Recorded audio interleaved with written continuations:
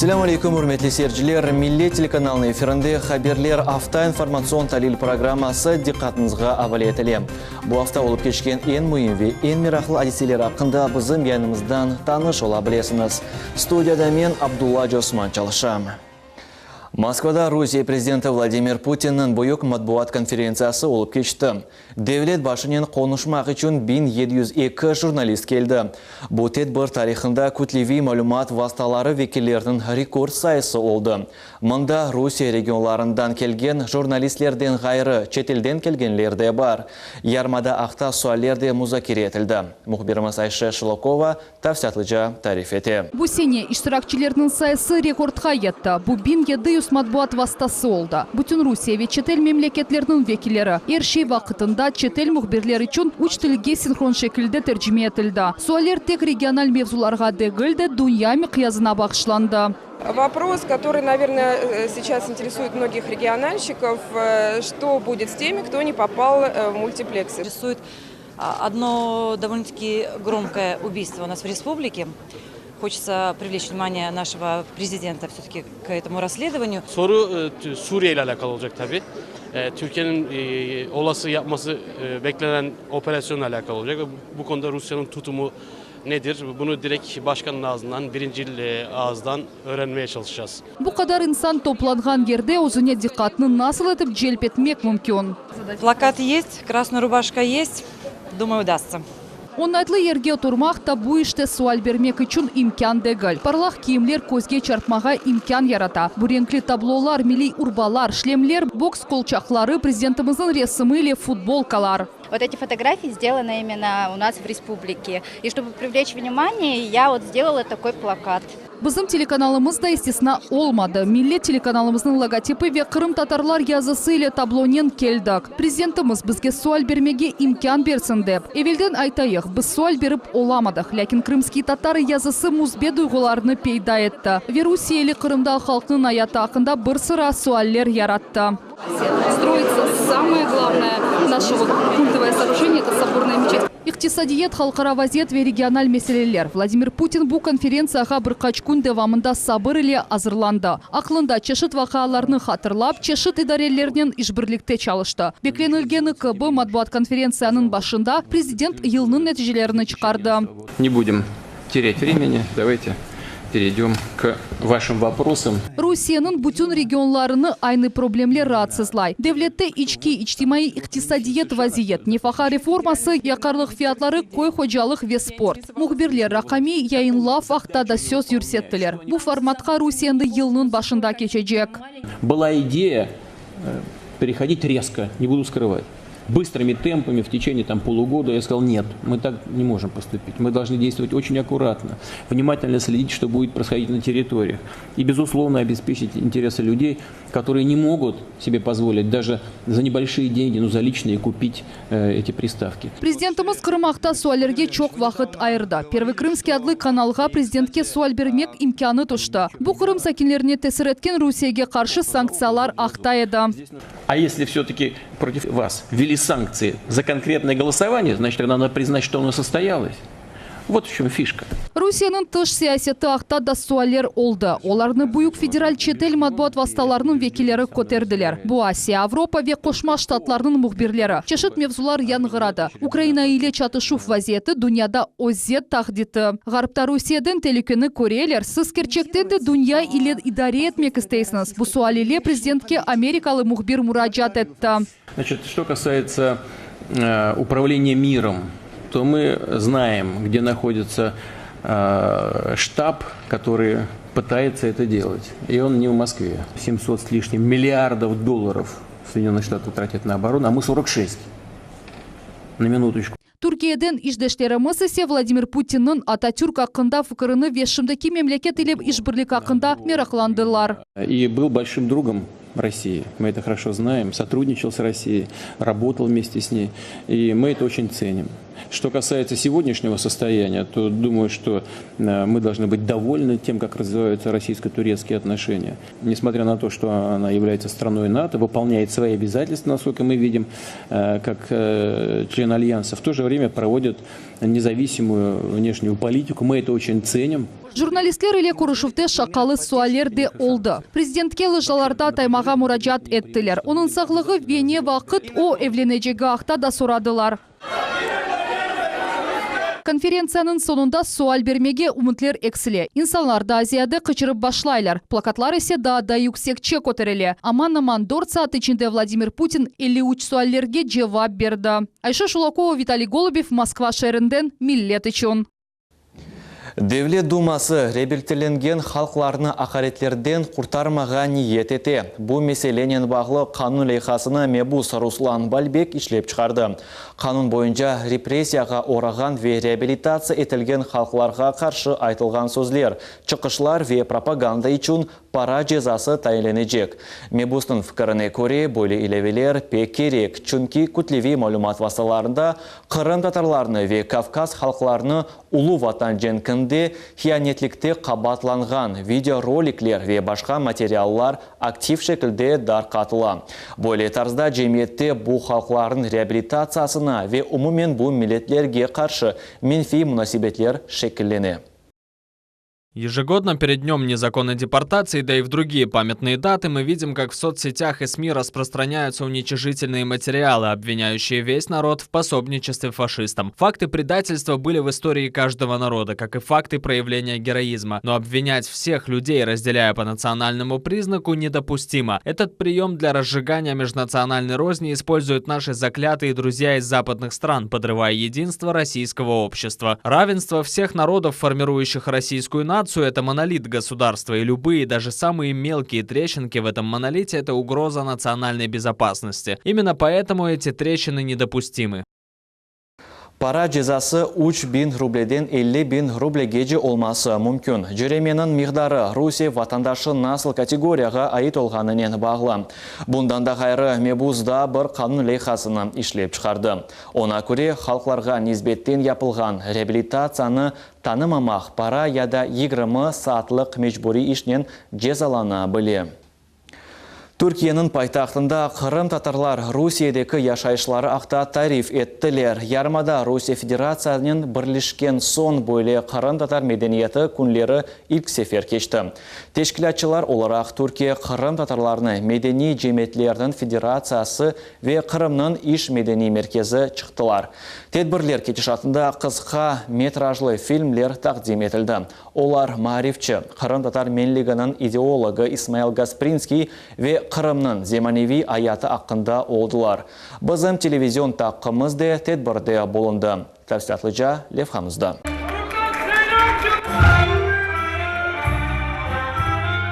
Эфсаневи хайтарма ансамблі Қырым татар медениетінің бұтын дүлберлігіні нумайыш еті. Чоқысы сейіржелер көз яшларыны сақлап оламайлар. Халқ бұны сағынды веватан Қырым асіретлігіні чеке. Түркияның пайтақтына 40 инсандан ибарет олған Қырым татар eyyeті келді. Медени тедбірде болынған Қырым татарларының векіллері Ярмада Русияның бірлешкен сон Қырымда көрінген музбет денішмелер ақта тариф еттілер. Мерасимде фотожыларының ішлері, милли урбалар ве Ярмада ұсталарының есерлері тақдим етілді. Бұндан да ғайры Бахчисарайдaki ханлар сарайында алып барылған реставрация ақта танытма кечірілді. Қырым татар эдебиятының да тақдимы япылды. Тедбір кетешатында Бахчисарай тарихи медени қорығының генераль мудирі Вадим Артынюк чықышта болынды. О Бахчисарайдaki хансарай виран етілгені ақтаки уйдурмаларыны ялан деді. Езракчелерге ақиқатны ачты. Сонки сенелері Қырым татарлар үшін мұйым олған медени мираста миқязлы реставрация кечірілгенini білдірді. Мартынюк 2015 сенесі Бахчисарайда болынған Владимир Путин бұл ішлерге малие айырылмасы ақта эмир имзаланғанını hatırlattı. Kırım'da çalışan bürokrat arkadaşlar geldi. Her biri kendi kurumuyla ilgili bilgileri aktardılar. Yani Kırım'da neler yapılıyor, kültür olarak, sanat olarak, dini olarak, imar olarak, yani kalkınma olarak neler yapılıyor onları anlattılar. Biz de bu imkan ile düşüncelerimizi açıklama imkanı bulduk. Кырым-татар диаспорасының векіллері есе тіл насыл инкишаф еткенini ve çeşit sahalarda programmalarının amelge geçkenini көргенлері ақта тариф еттілер. Ukrayna zamanında til yok idi. Dil yok idi. Şimdi Rusya'da yazı tilin Tatarca, Ukraynaca ve Rusça olup üçeğin birden kabul etkenine kuvanamız. Mında o kitaplarını körgende o kitaplarının birkaç tanesinin Kiril alfabesinden Türk alfabesine aylandırdım ben. Onların aylandırıp basılmasını da isteyeyim ben. Onu başkanımıza verdim. Başkanımız ona bek kuvandı. Onlarını mındakılarından da birkaç tanesini koş saldım. Onların isteyeceğim başkandan aylandıracağım. Biznesmenler ise Kırım'da serbest iktisadi zona ve imtiyazlar olğanını kaydettiler. Bu orta ve küçük biznesin seviyesi yükselenuvine yardım etti. Kuruculuk şirketinin müdiri Enver Emiraciyev Türkiye'deki iş adamlarına peşin fikirlerini çetke çekip yarımadada semireli çalışmağa çağırdı.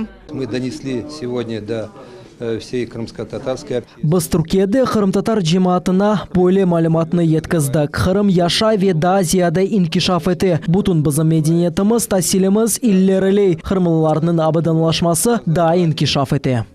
Türkiye'de Kırım-Tatar medeniyetinin kunleri yıl geçirmege planlaştıralar. Kırım-Tatar diasporası yaşayan başka memleketlerde de bulunma imkanı müzakere etildi. Yerde Kırım akta hakikatini yetkizmek ve şimdi Kırım'da Kırım-Tatarlar nasıl inkişaf etkenleri akta tarif etmek gerek. Sokaq yarığı, su problemaları, yollar ve tuğhan tilde tahsil aluf meseleleri. Kırım-Tatar halkının Kırım adlı region ara cemaat hareketinin prezidium vekilleri Karasuv Bazar rayonu 5 aran otar koyunun sakilerinin görüştüler. Вот Сановки основные актуальные вот эти два вопроса: дорога и свет.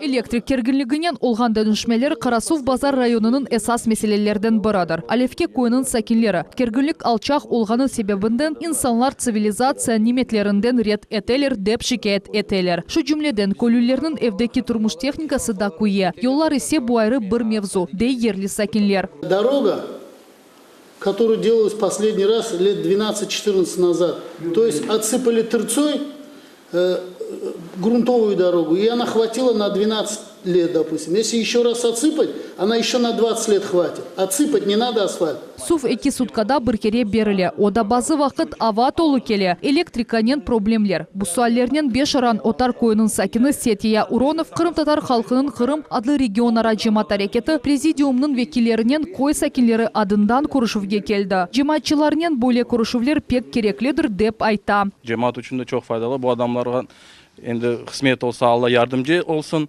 Bizlerge de ular yardım etse, bizlerin ularga da çok sağ ol aytarıq. Kuruşuv 5 aran otar koyunda olup geçti. Lakin toplaşuvga yakın koylarının sakinleri de teşrif buyurdular. Prezidiumunun başı Fevzi Kubidinov ve cemaat hareketinin azası Rustem Tagarov yapısı problemlerini dinlediler. Onlar o grengen problemlerini Cumhuriyet Rehberliği ogunda seslendireceklerini vaade ettiler. Kırım boyunca Alsmet'te ne kadar çarem olacak? Baracağım, laf edeceğim, cemaatle görüşeceğim Alsmet'te. Bunun bir sırada rayon sakinleri nakliyetinden olğan problemler ve bala bahçalarında bilingval gruppalar olmağana haqda da söz yürsettiler. Toplasak inşallah Allah yardımcı olsun cümlemizge. Bütün gerekli problemalarımızı çözmek mümkün olur dep sayam. Hepinize hatırım hoş, sağ olunuz. Kırım-Tatar halkının Kırım adlı region ara cemaat hareketinin prezidiumu azalarının çıkış toplaşıvı vatandaşlarının isteğinden ötkerildi. Gelecekte bu lekıbı ziyaretler Kırım'ın başka regionlarında da geçirilecek. Ayşe Şulakova, Vladislav Kravtsov, millet için. Yollar ve ışık yok. Adamlar suvsuz yaşaylar. Kırım paytaxtından bir kaç kilometr uzaklıkta aya toxtadı. Nasıl etip böyle şaraitsiz vaziyette insanlar yaşayken? Bunu muhbirimiz Safiye Şukurova öğrendi. Bu saraylı kıyat uç malesi. Bu yerlerde 2008 senesi narazılık tarlası edi. Şimdi aman hepsi sakinler damartalarına vesikalarını aldılar. Lakin sokaklarının serlevaları yok. İnsanlar damarta numarlarında yazılalar ama bunun da faydasını görmeyler. Haydi sivilizasiya iyiliklerinin olar ne içindir kullanıp olamaylar. Bir müracaatlar, neticeler getirmeyler. У нас здесь живут очень сильно много молодых семей, у которых есть маленькие дети. Но у нас на поле не присутствует ни воды, ни света, ни газа, абсолютно ничего. И дороги тоже, в том числе. Куда бы мы ни обращались, что бы мы ни делали, у нас вопрос стоит только в одном. Сходите в другую организацию, это не мы, это второе, это третье. Картам, келем, çamurga batam, svetleri yok, gazları yok. Pek udosuna bir 5-6 bala, bir akayım çalışa bek kıyın. Onun için de bek netem sorayım sizlerden, Allah'tan bu poylağa svet versinler. Gaz versinler, yol yapsınlar, beni sevgim şu kızım, yaşlar rahat olsun, yaxşı yaşasınlar. Амирдин айлесі bu тарлада біріншілерден olarak құрылды, çünkü mecbur oldum yaşamağa yerim yok edi dey. Endi 10 yıldan ziyade Mahmudovlar Veda Utusa ile ışıksız, suvsuz ve yollarsız koyda ömür geçiriyorlar. Нужно было хоть какую-то воду, чтобы была вода. Были собраны деньги со всех. Ну, с джемата были собраны деньги, чтобы пробурить скважину. Скважина у нас 35 метров. Вода с известняком. Вот тоже на общественные деньги покупалась бочка. Здесь емкость, кубовая емкость. Верхний насос, который открываешь, дома кран, качается вода. Кто ведра набирает, кто какие-то емкости набирает, домой тащит. Өз күчлерін енгерлі сәкенлер көйде шарайтлер япмаға тырышалар. Қойу қаздылар, ама электрик теменленуінен ағыр жауылды. Мирная экималесі бірқач метр яқынлықта ерлеші. Андан оларға вақытын жевекесмен электрик кечірділер. Ама бұл қафлы иш. Теллер асылы тура ве әр заман қапатлама ола біле. Обращалась в Крымэнерго. У меня проект есть. Сказали, сделайте проект. Документы сделали, а света так и нет. Ни одного столба, ничего. Сколько можно ходить? Мы что, не люди, что ли? Год ходила. Здесь свет всем сделали на улице. Целый день горит. Нам приходилось, хочешь не хочешь, воровать свет у них со столбов. И люди написали заявление, нам Крымэнерго якобы обязалась поставить какой-то щит. Вот нам поставили щит, пожалуйста, посмотрите. На этом щите вы просто увидите, что у нас стоят счетчики, к ним подключено 3 фазы напряжения. Если есть люди, соображающие, что 3 фазы напряжения не позволяет элементарно даже одному дому нормально питаться. Койде эсасен яш, чухбалалы айлелер яшалар, yollar olmағаны себебінден bu yerге не такси, не әжеле ярдым келе. Тюкенлар да yok, балаларға мектепке қатнамақ әр күнки сынавға кечіріле. Вообще невозможно проехать, машины портим, подвески убиваем. Сыпьте дороги, пожалуйста, чтобы дети добирали школу, чтобы заезжала к нам скорая. Идти за хлебом нам надо на конечку туда, в конечном дубке 48-го маршрута. Кой проблемаларақта эркез біле. Сәкенлер эпысы мойсеселерге мұрачат әттілер. Район мемориеті сеттикаран беклемеге чағыра. Начиная с 2019 года, равно как муниципальные, так и региональные программы, включаются необходимые объекты инфраструктурного значения, такие как строительство линии электропередач, линии водоснабжения, ну и, конечно, дорог. По предложению администрации федеральной целевой программы включено строительство линии электропередач на массиве. К сожалению, по технологическому присоединению Крымэнерго в установленные сроки не выполнены работы. Администрация, в свою очередь, обратится к руководству Крымэнерго с ходатайством ускорить выполнение данных видов работ. Сәкенлерінің сабыры аман-аман бітежек. Егер қысқа мүддетте меселелер чезілмесе, олар прокуратураға ве сонра президентке шикайет етежеклер. София Шукурова, Рамазан Аливапов, Миллет үшін. Ақмезжетте чемпионлардың ань-аневи балы кечірілді. Мұнда ең күшлі спортсменлерні ве идманчыларны мүкефатландырдылар. Тавсатлыжа Мухаммед Зекерияев біле.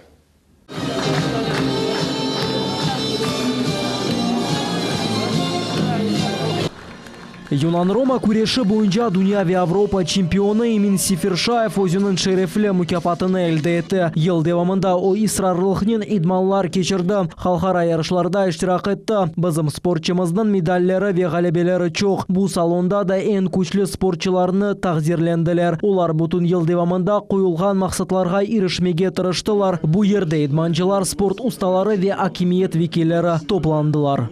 Спортсменам успехов, конечно, в 2019 году новых побед, завоеваний. Соответственно, вот мы с коллегами проговорили, посмотрим, как еще поддержать наших спортсменов. Выезжая на соревнования, я думаю, что практически сейчас все федерации получают поддержку. Сборной команды Крыма одеты, обуты. Форма спортивная, благодаря поддержке Черноморнефтегаза, практически всем была приобретена.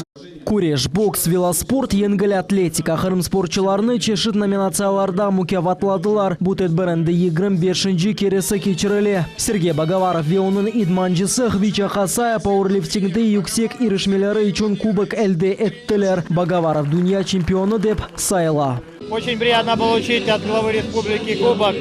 Это, я считаю, хорошая награда.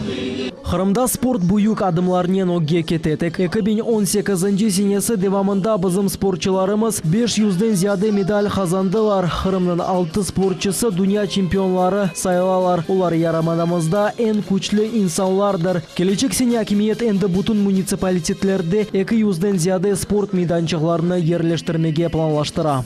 И нам приятно, что у нас есть училище Олимпийского резерва, где многие приезжают к нам учиться, получать образование. Поэтому мы все делаем для того, чтобы наши крымчане как можно больше завоевывали золотые медали на чемпионатах мира, Европы и Олимпийских игр. Ананеви тедбір елбаш байрамынен әвел кечірілі. Тамам шу ерді 12 ай içindeki спорт нәтижелеріні чықаралар. Мухаммед Зикиреев, Аким Бекиров, Миллет үшін. Маниялар yok. Bu hafta beden imkanları sınırlı olgan ballar mükafatlanuvunun юбилей mirasimi olup geçti. Tedbir Qırım muzikalı drama teatrında teşkil olundu. Bu yerde bütün cumhuriyetten kelgen balaçıklar toplandı. Olar öz kabiliyetlerini gösterdiler. Kuboklar ve kıymetli mükafatlarla takdirlendiler.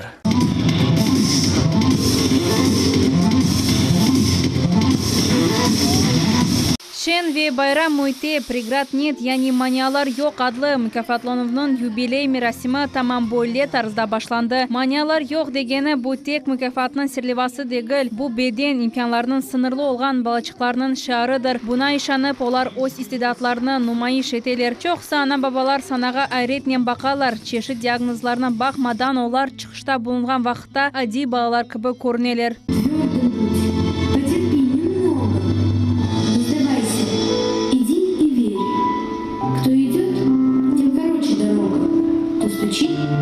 Kırımda böyle balalar binlerce, her birinin öz hususiyetleri var, her birisi özcesine istidatlı. Bu mükafatlanıp olarga kol tutmak için yaratılgan edi. Merasim endi bir kaç yıldan beri Kırım Cumhuriyeti yolbaşçısının himayesi altında geçirili. Хочу пожелать, конечно, всем без исключения успехов, то есть оптимизма, веры в то, что все будет хорошо. И можно все жизненные проблемы все преодолеть. Мы с вами будем вам помогать. Дальше будем продолжать проведение этого конкурса, как можно больше ребят с проблемами втягивать непосредственно в этот процесс, для того, чтобы они чувствовали себя нужными обществу, нужными нашей большой стране.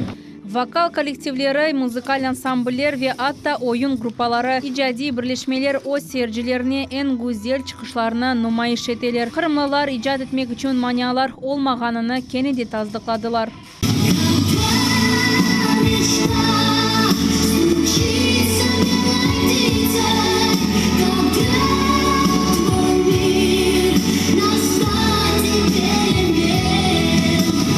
Sanada Diana Grutskayanın da peyda oluvu herkes için beklenilmegen vakaya oldu. Konsertin çoxsu yaş iştirakçileri için o mabuttur. Bu insan öz icadının maniyalar olmaganını tazdıkladı. Yercinin sözlerine göre o yakınlarının desteginin yıldız oldu. Я всегда мечтала петь, и, может быть, я не знала настолько здесь колоссальный труд и так далее, работать надо и над собой, и вокал, и все, собственно, но я знала, что у меня есть мечта, а мечта — это цель, это завтрашний день. Я просто хочу пожелать всем, чтобы они всегда достигали, ни перед чем не останавливались, никогда ничего не боялись, что бы в жизни ни случилось. Ruh cihetten em bağlar özleri güçlü, em de olarının ana babaları hürmetke layıklar. Bu tedbirinin esas mevzusu oldu ve Damashenko ailesinin müzikal koreograf kompozitsiyasında aks etildi.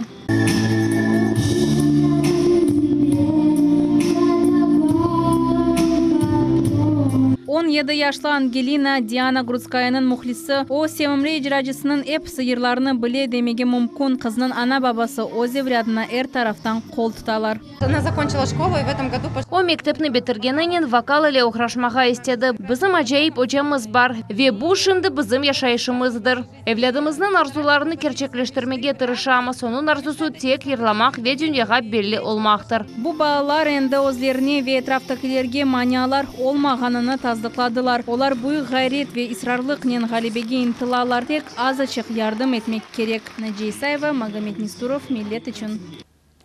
Мужизе олғанына инанмақ керек, чүнки арзулар керчеклеше. Кеченлері Жумхуриет башы ве Тасил Назиры Наталья Гончарова ақықи тылсымжыларға чеврілділер. Олар Ахмежедегі мақсус мектебін талебелеріні православ Святой Николай байраманен қайырладылар. Тедбірде бізім тақымызды болынды. Бұл Ахмеджетнің екінші санлы мақсус мектебі мұнда ғайет истидатлы талебелер оқуйлар. Олар эпысы мужезеге ешаналар ве әлбетті әрбірінің арзусы бар. Яны ел арфесінде алы барыжының насыл бақшы істейсіз деген суаліне эпысы чешы жауаплар берділер. Талебелер арасында смартфон, компьютер, аяқ машина істегенлер бар. 10 яшлы Тимур Мустафаев яқында телеканалымыз шығарған Лейханын хараманы еді. Бүгін ода өз істегені сеслендірді. О гитара істейім деді. Тимур 4 yaşında olғанда бүтін әлифбені біле ве балабақчаға қатнайды. Оғлан тез инкишаф етейді, ама мектеп рәлесіне отырмаға оламады. Екімлер балаға қорқыншылы хантер қасталығы диагнозыны қойдылар. Тимурның узвееті керекли ферментні ішлеп чықармады. Ойсе узвееттен токсинлеріні чықармақ керек. Бұл қасталық бүтін мүчелеріні боза, әмді қастаны зерлей. Жиди қасталыға бақмадан Тимур пек фаал оғлан. Оқумаға севе етрафтаки муитнен мерақлана, спортнен оғраша, әмді сабырсызлықнен яны елны беклей. Мерасимде оғланны эшіттілер, атта оның арзусыны керчеклештермеге ваде еттілер. Ваши глаза, ваши эмоции, ваши ответы и ваши пожелания. Извините, Сергеевич, это очень непедагогично, и я, может быть, не всегда себе могу это позволить, но разрешите я одно пожелание о подарке, а именно о гитаре, вот мальчика, я выполню лично, потому что в такой школе еще один ученик с точки зрения развития творчества, это только здорово. Эпосы балалар үшін мұсафарлер татлы бақшышлар кетірділер. Ярым ел девамындайын яқшы нәтижелер көстерген талебелеріне есе Жумхуриет елбашчысы стипендиялар или тақдерледі. Сергей Аксенов әнді қайдетті ки, эпосы оқу мәселелеріні тәмірлемек керек. Әнді 2019 сенесі бұл мектептің азбары асфальт ile төшележек. Спорт дерслері үшін мақсус мейдан ерештірележек. Добрые дела всегда надо помнить, всегда вознаграждаются. То есть, как бы Господь видит наш, и люди чувствуют это. И на самом деле, то есть, это тот день, когда надо добрые слова говорить и дела, поступки там совершать. То есть, как бы помогать тем людям, которые особенно в этом нуждаются.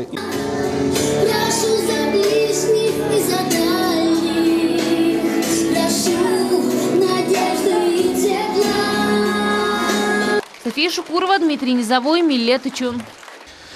Юз учви алты далғасы. Енді Ватансидасы радиосыны Қарасу Базар районында да ділемеге мүмкін олачақ. Миллет телеканалының мұхберлері телеклі Шейх Эли, яғни Мельничная койның сакені Эмирулла Фазыловға радиоприемник әдиеттілер. Севімлі ерлар музыка вейлбетті ана тіліміз. Ниет Эмирулла ағаның әвінді қырымтатар нағмелері яңғыражақ. Койның ән итибарлы сакені 97 яшлы қартқа радиоприемник бағышланды. Эмирулла аға жен квесюргүлік фаджаларны башындан кечергендір. Амма о бұға бақмадан аят север инсандыр. Әндіден сон қартымыз Ватансидасы радиосыны деңлеп ана тілде де малюмат алacak. Енді башлады бізім Қарасу Базар районда Ватансидасы далғасы тұтмаға. Аллаға шүкірлер болсын. Койның ескады тереклі Шейх Элі бұ ерде бинглер яны инсан яшай. Койде медениет еві китапхане ве мектеп бар. Да радиода олса дей еді сакинлер. Меселя шунда ки бұ ерде сигнал ярамай тута. Ама шымды мутахасыслар шу проблеманы чезмеге тырышалар. Ве энді приемниклерні алған инсанлар Қарасу Базар районында Ватансидасы радиосыны 103 ве 6 далхасында тапа білелер. Чағырамыз бұтын бізім Койдешлерімізні ве районда яшаған адамларны радиода бізім соғбетлеріміз муфтияттан чыған ожалар бар.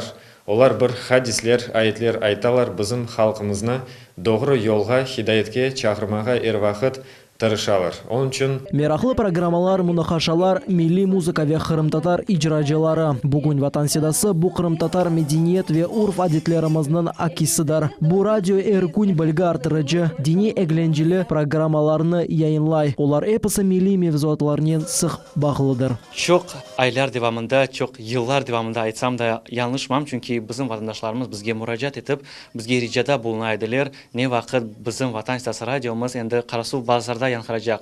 İşte aytacağım ne?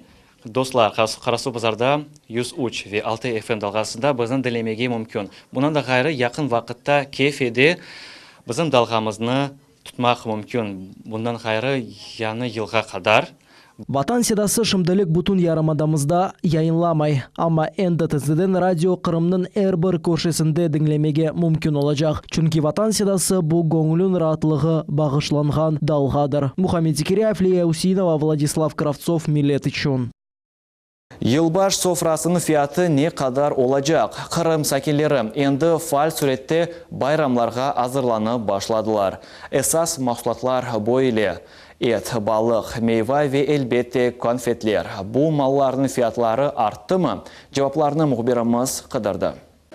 Яны yılға 2 hafta қалды. Ama bayramға hazırlıklar evvelden başlay. Yılbaş sofrası nasıl olacağını şimdiden düşünmek gerek. Bazı şeyler evvelden satın alına, kimirleri ise sonki günlerge kaldırıla. А мелочи 23 дайте, пожалуйста, если есть. Sabıdan bazarda adam çok. Yılbaş sofrasına mahsulatlar alına. Çok adamlar her şeyini bir kereden alıp olmasın. Buna çok para gerek değiller. Onun için bu sene Kırımlılar yapılacak bazarlarını birkaç kerege böleyler. Сколько денег планируете потратить на новогодний стол? Прилично. Böyle birden айтмақ қиын. Ne kadar gerek olsa o kadar masraf ederim. Özünüz göresiz. Şimdi ucuz şey yok. Haşhaval, kalbas, zeytun. Bu mahsulatlar sizin bayram sofranızını yarıştırarlar. Kırımstat idarenin malumatına göre bu aşağı etmalarının fiyatları artmadı. Satıcılar ise olar evvelden satın alınsa yaxşı olur dep aytalar. Çünkü onların fiyatları birkaç kerege pahalılaşması mümkün.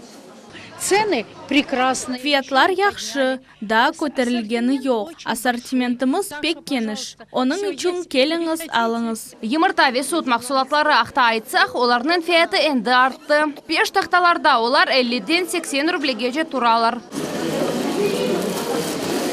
Ancak fiyatlar insanın ihtiyaclarına bağlı. Bir mahsulatını hem pahalıca hem de ucuzca almak mümkün. Bu işlep çıkarılgan şirketine malının keyfiyetine ve görünüşüne bağlı. Herkes sevgen olivye salatası bu yıl Kırımlılarga 170 rublege düşecek. Ama bu minimal fiyatıdır. Bu salatının fiyatı 800 rublege de yetmesi mümkün. Yılbaş gecesi sofralarda mutlaka mandarin olmalı. Bu meyvanın fiyatı evvelki gibi kala. Tatlılıklar ise bu sene ucuz değil. Şokoladının fiyatı aman 2 kerege arttı.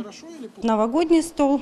Yılbaş sofrasını donatmak için Kırım sakinleri en azdan 3,5 bin masraf ederler. Maksimal derece ise 17 binden ziyade olması mümkün. Bu yerde minimal varyantha göre biraz ucuzlaşıp görünüyor. Maksimal fiyatlar ise öyle de kala. Bazarlarda ve dükkanlarda çeşit mallar satıla. Ama masraf edilecek maliye her bir müşterige bağlı. Çünkü herkesin istekleri ve cebi farklı. Safiye Şukurova, Sevilla Memetova, Vladislav Kravtsov, Millet için. Bu hafta yüz bergen en aktual mevzular edi ve şu noktada yayınımız sonuna yetti.